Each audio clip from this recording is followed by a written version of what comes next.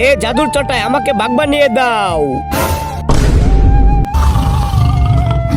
আহ আহ বাবা বাবা মাফ করে দাও। শালা হারামি, তুই সমস্ত এলাকায় আমার নাক কাটা দিয়েছিস। আরে আপনি তাকে মারবেন না, সরি সরি মারবেন না। আরে বুলবুল ভাই তাকে মারতেছেন কেন? ছোট মোটো বাচ্চা মারবেন কেন?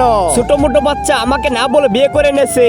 না থাকে তাদের পছন্দ হয়েছে তাই বিয়ে করে নিয়েছে, তাদের ইচ্ছে হয়েছে বিয়ে করে নেয়, তোমার মেয়েকে বিয়ে করে নেছে। এই দেখো আব্বা বাবা। আরে শালা তুই আমার মেয়েকে বিয়ে করে নেছিস। শালা দাঁড়া দাঁড়া। আরে আরে আরে আরে আরে আরে আরে আরে আরে আরে আরে আরে বাঘ, আরে জাদুর চটাই আমাকে আবার মানুষ বানিয়ে দাও। হ্যাঁ আব্বে এটা তো মানুষ হয়ে গেল। আব্বে এটা তো জাদুর চটাই, আমি যা চাবো তাই হয়ে যাব।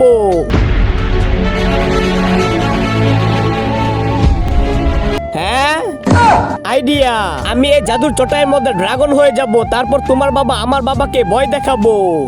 তুমি এখানে দাঁড়াও।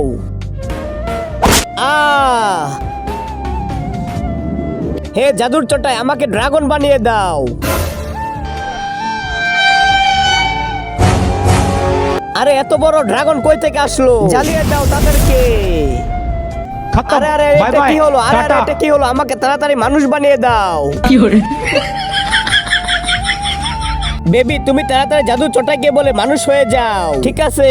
তার আগে বন্ধুরা, তুমি কি আল্লাহর ঘর মসজিদকে ভালোবাসো নাকি মন্দির ঘর মূর্তিকে ভালোবাসো? যদি তুমি আল্লাহর ঘর মসজিদকে ভালোবেসে থাকো তাহলে এই ভিডিওতে একটা লাইক দিয়ে চ্যানেলটি সাবস্ক্রাইব করে দিবে। আর মন্দির ঘর মূর্তিকে ভালোবেসে থাকলে কিচ্ছু করার দরকার নেই, আর কমেন্টে লিখে দাও আই লাভ ইউ আল্লাহ। আরে বেবি আমি তো মানুষ হইলাম না। আব্বে কুত্তা তুই মানুষ কেমন করে হবি? তুই তো জাদুর চটাই পুড়িয়ে দিয়েছিস। হ্যাঁ আরে বেবি তাড়াতাড়ি আমাকে মানুষ বানাও, মানুষ বানাও। মর কুত্তা, আমি অন্যকে বিয়ে করে নিব।